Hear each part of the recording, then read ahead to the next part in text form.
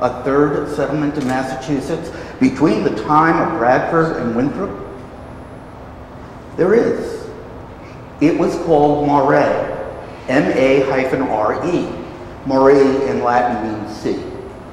It was inland, and they consisted of British pagans. So there was a pagan colony in Massachusetts, and the charter had nothing to do with religion. It had to do with trade, fur trade, land, and try to find a passage to China through Massachusetts. I've done the Charles River. I don't think you can get there from here. So one day, the leader of this group, who happened to have been a lawyer from England, decided that he was going to have a May Day celebration, May Day pull, May Day dancing, May Day drink, and he invited the local Algonquin tribe to come join the celebration. Oh, and by the way, while you're here, guys, we have all these single men and no women, so why don't you think about allowing your women to marry our British men? Well, Bradford didn't like that idea. The colony was started in 1624. Bradford attacked it in 1628, and they gave up without firing a shot. They said, screw you, if you don't like us, we're going back to England and bother the Queen. And that's exactly what they did. So there was a pagan colony. So when you have people come up to you and say, we're a Christian nation because of Massachusetts, say, no, there was a pagan colony in a settlement in Massachusetts. You're wrong. Also, Georgia was originally founded as a penal colony. The Carolinas were founded as trading colonies. New York, well, actually, New Amsterdam was founded by the Dutch. There was a New Sweden, which was basically the Delaware River north to about where New Jersey and New York City kind of hit on the shoreline. They were all basically trading posts. Religion was last. One of the things that the pro-Christian nation people don't talk about is the Spanish and the French. The Spanish were here before the British. And the Spanish were setting up forts. How many of you, any of you ever travel through the American Southwest and up the California coast? And you see all the monasteries all the way up and down? Well, they were more than just churches. They were places where you can sleep. They were the modern Hotel 6. They left the lights on, you came in. So, even the Spanish, Santa Fe, New Mexico, which was the capital of the Spanish Nuevo Mexico, was not there to make religion the religion of the Native American people. It was there to protect them from the French, to find gold, to confiscate land, and to give out diseases that the Native Americans never knew about. So if you're talking founded and you're saying it was Massachusetts, that has to be brought down to just Salem. That was it. And we all know about Salem, don't we? Especially this weekend. Witches, goblins, black cats. Yeah. Okay. I want to move forward a little bit. One of the other things that I found, and I want to grab my book here because I want to talk about this correctly, is a lot of people gave me quotes from court cases. Do I have any law students in here by any chance? Good. Keep me honest. Thank you. Have you done constitutional law yet? I'm in it right now. Oh, good. Keep me honest. You know, law students know everything. All right. One of the things that I got was 4 what they called Supreme Court cases that set precedent saying that the United States is a Christian nation. I said, great, give me the quotes. I want to look these court cases up. The first one, and I want to get to the page here. The first one is Holy Trinity versus the United States. And the quote says, I'm blind, No purpose of action against any religion can be imputed to any legislation, state or national, because this is a religious people, this is a Christian nation. That court case had nothing to do with religion. What it had to do with is contract law. It seems that the Church of the Holy Trinity contracted with an Anglican minister in England and was bringing him to the church to be their new head of the church. New York State had a law at the time that said you can't make a contract with anybody overseas to bring him into the United States to work.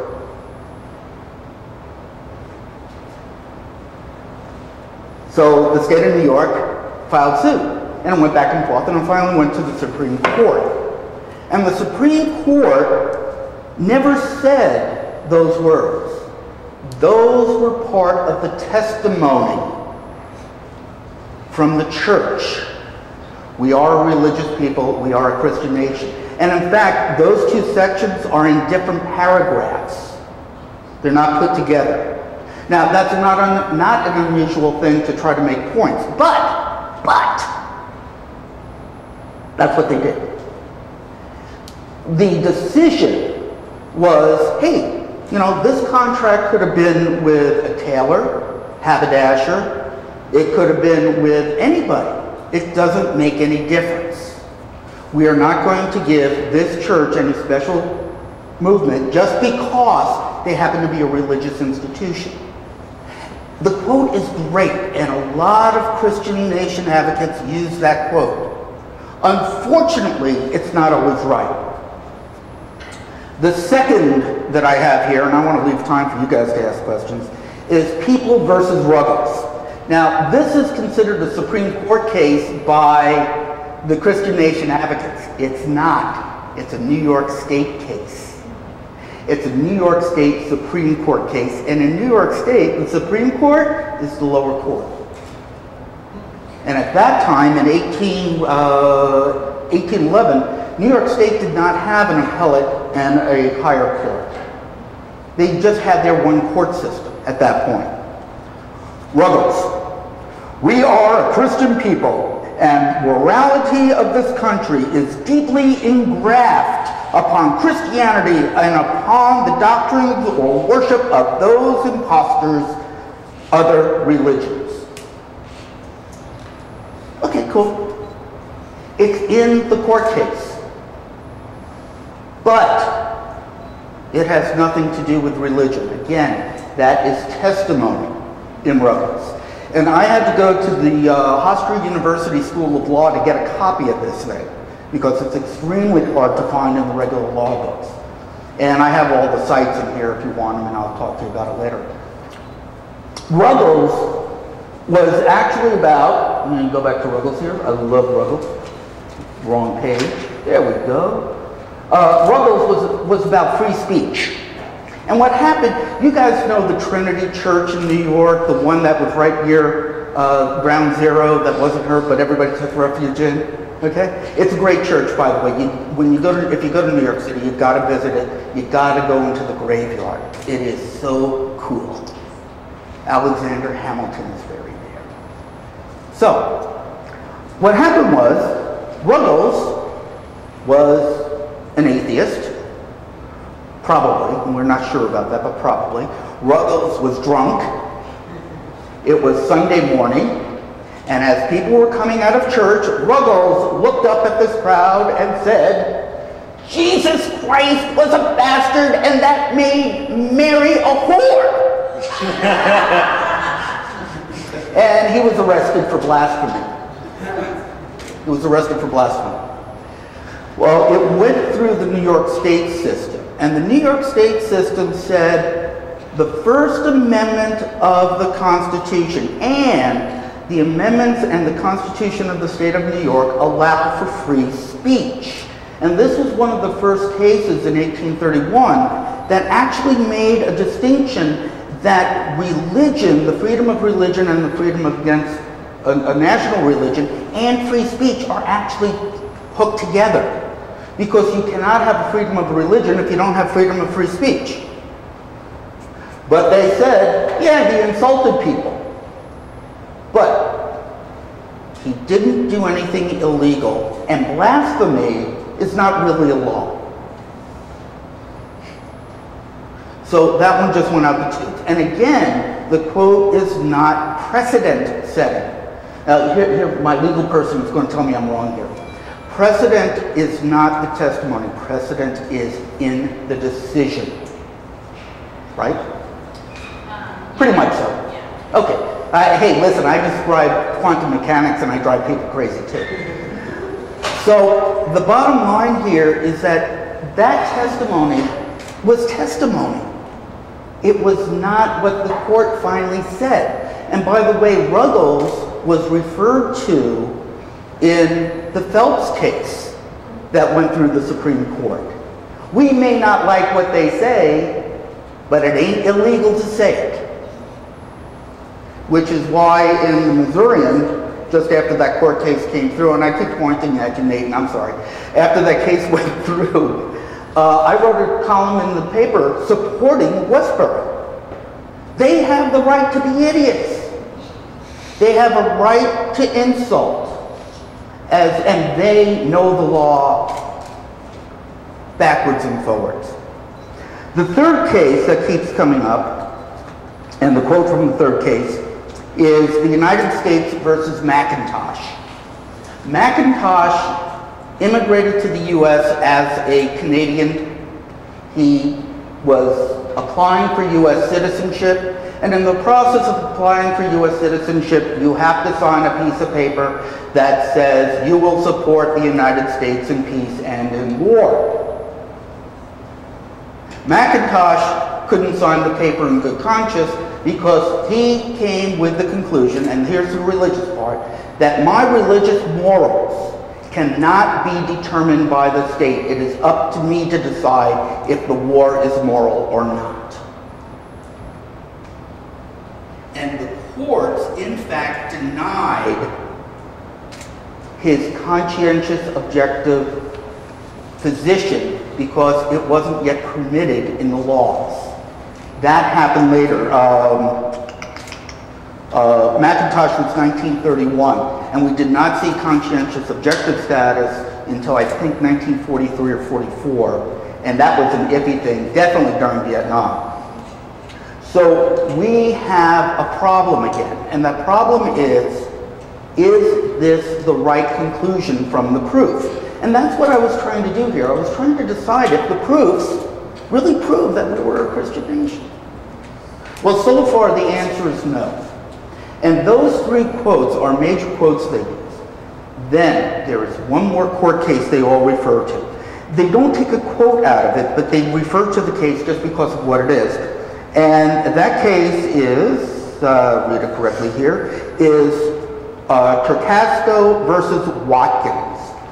And this is a case that concerns the death of a gentleman.